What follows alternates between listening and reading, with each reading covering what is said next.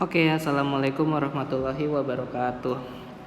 Baik anak-anakku sekalian, kita bertemu lagi ya di video berikutnya, yaitu masih sama tentang alat indera. Kita masuk ke alat indera yang keempat, yaitu tentang telinga ya. Baik anak-anakku sekalian, ini Bapak punya gambar telinga dan bagian-bagian dalam telinga ya, karena kalau telinga yang nampak di luar itu kan hanya daun telinga saja ya. Mungkin kamu pasti hafal yang ini nih ya, pasti kamu familiarnya sama yang ini. Ini adalah daun telinga ya. Oke, nah nantinya daun telinga itu dia akan memiliki saluran ya. Ini adalah saluran telinga yang menghubungkan dia kepada gendang telinga. Nah ini nih yang buletan ini disebutnya adalah gendang telinga, atau disebut juga dengan nama membran timpani ya, membran timpani seperti itu. Nah ini adalah telinga bagian dalam ya. Nah, lebih dalam lagi, nanti dia akan melalui tulang gitu ya, tulang yang bentuknya seperti ini. Ini adalah tulang telinga ya, tulang telinga. Oke. Nah, kemudian di dalamnya itu ada yang namanya bagian saluran eustachius ya, eustachius. Kemudian ada lagi yang namanya kanalis semicircularis ya. Kemudian ada yang seperti rumah siput ya, yang seperti rumah keong ini namanya adalah koklea ya. Dan terakhir ada yang namanya saraf telinga saraf pendengaran yang disebut juga saraf auditori, kayak gitu ya. Oke, sekarang kita bahas satu-satu ya. Nah, pertama daun telinga. Daun telinga itu adalah reseptor suara ya. Dia adalah reseptor atau penerima suara. Jadi suara pertama kali kamu mendengarkan suara, yang menerima itu adalah telinga. Dan dia fungsinya selain menerima, dia juga mengumpulkan suara ya, mengumpulkan suara. Kemudian nanti dia akan masuk ke dalam saluran telinga dan nanti dia akan digetarkan, suara tersebut akan digetarkan di membran timpani. Jadi membran timpani itu fungsinya adalah menggetarkan ya, menggetarkan suara seperti itu ya. Oke, nah kemudian kan tadi kan setelah membran timpani ada tulang-tulang telinga ya, atau tulang-tulang pendengaran. Mungkin waktu di SD kalian sudah belajar ya, ada 3 ya. Ada yang namanya tulang martil, ada yang namanya tulang landasan, dan tulang sanggurdi. Sebenarnya ini fungsinya sama ya, 3-tiganya itu untuk meneruskan getaran suara. Jadi suara yang sudah digetarkan oleh membran timpani akan diteruskan oleh tulang-tulang pendengaran, kayak gitu. Nah, kemudian ada yang namanya saluran eustachius ya. Nah, saluran eustachius ini yang menghubungkan telinga dan faring.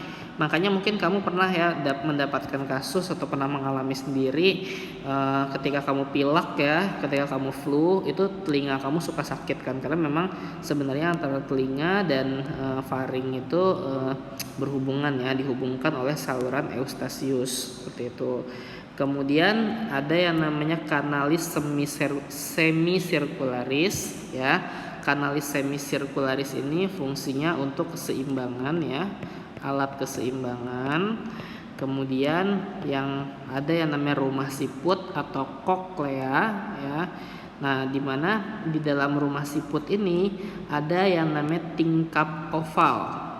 Ya, ada yang namanya tingkap oval yang berfungsi untuk reseptor suara. Ya, reseptor suara.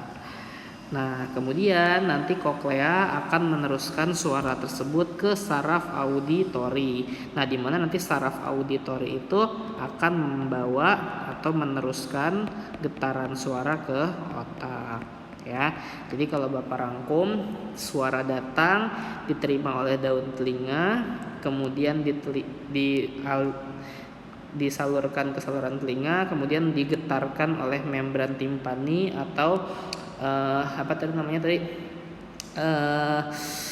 gendang telinga, ya. Kemudian masuk ke tulang-tulang pendengaran, diteruskan kemudian masuk ke tingkap oval yang ada di dalam koklea, ya. Nah, nanti koklea ini akan meneruskan ke saraf auditori yang membawa ke otak, sehingga kita bisa tahu, oh itu suaranya suara ketawanya Caca, misalkan, oh itu suaranya adalah suaranya Firman, misalnya ketika lagi bicara kita bisa mendengarkan berbagai jenis suara karena ada saraf auditori, seperti itu ya. Itu tentang telinga. Nah, kemudian berikutnya adalah kulit, ya, kulit. Nah, sebenarnya kan kamu sudah belajar tentang kulit, ya. Cuman kulit di sistem ekskresi sama kulit di alat indera beda. Jadi kulit itu punya dua fungsi, ya, sebagai alat ekskresi, penghasil keringat, nah, dan sebagai alat peraba, ya, ini indera. Nah, hari ini kamu sudah membahas ekskresi di bab sistem ekskresi. Hari ini Bapak lanjutkannya ke alat indera sebagai fungsi kulit sebagai alat peraba, ya. Nah, jadi kenapa kita bisa merasakan benda tajam, kenapa kita bisa merasakan panas, kenapa kita bisa merasakan dingin? Ternyata saraf-saraf yang ada di kulit itu beda-beda loh, gitu. Oh, saraf ini fungsinya untuk ini, saraf ini fungsinya untuk ini, saraf ini fungsinya untuk ini. Nah, Bapak mulai dari saraf yang bentuknya seperti daun dulu tuh, ya. Saraf yang bentuknya seperti daun itu namanya adalah saraf Ruffini. Ya, saraf Ruffini. Nah, saraf Ruffini fungsinya itu untuk mendeteksi panas, ya. Jadi kalau misalnya cuacanya lagi panas, ya, kamu dijemur di lapangan, itu yang bisa mendeteksi panas di kulit kamu adalah saraf Ruffini.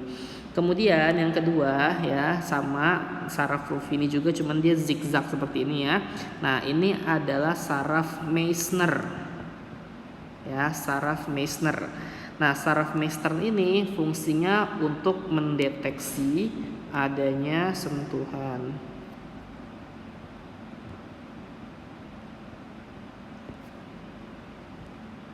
Gitu. Nah, kemudian ini kan ada saraf-saraf nih, saraf-saraf tapi nggak ada ujungnya kan. Kalau ini kan ada ujung-ujungnya nih, ini ada ujungnya gitu ya. Nah, ini saraf-saraf yang tidak ada ujungnya, ini disebutnya adalah ujung saraf bebas karena dia tidak terikat oleh apapun, ya. Nah, ujung saraf bebas ini untuk mendeteksi rasa sakit. Misalkan ketika kamu ditonjok, ketika kamu dicubit, ketika nggak sengaja kena pisau atau apapun itu, ya, itu untuk mendeteksi adanya rasa sakit, seperti itu. Nah, kemudian sama seperti Ruffini, seperti daun, cuman dia agak bulat, ya, nggak lonjong. Ini namanya adalah saraf Krause, ya. Nah, dia lawannya Ruffini. Kalau Ruffini mendeteksi panas, dia mendeteksi dingin, kayak gitu, ya. Kemudian ada yang seperti ujung saraf bebas, ya, yang ada tapi letaknya di ujung, ya, paling ujung. Ini namanya adalah diskus Merkel, ya, di mana diskus Merkel ini fungsinya untuk mendeteksi adanya tekanan ringan. Misalkan kalau kamu ketekan, ya, kulit kamu, ya, nah itu tekanan ringan itu yang mendeteksi adalah si diskus Merkel, tapi ringan, ya, tidak menyebabkan sakit. Kalau sakit nanti yang menyebabkan adalah ujung saraf bebas, kayak gitu. Nah, yang terakhir yaitu si Pacini, ya. Ini namanya Pacini. Pacini ini untuk mendeteksi tekanan yang sifatnya kuat. Misalnya kamu ketiban apa gitu kan, ternyata yang merasakan berat itu si saraf Pacininya, seperti itu. Baik, ya. Hari ini saja yang Bapak sampaikan. Kurang lebihnya Bapak mohon maaf. Wabillahi taufiq wal hidayah. Assalamualaikum.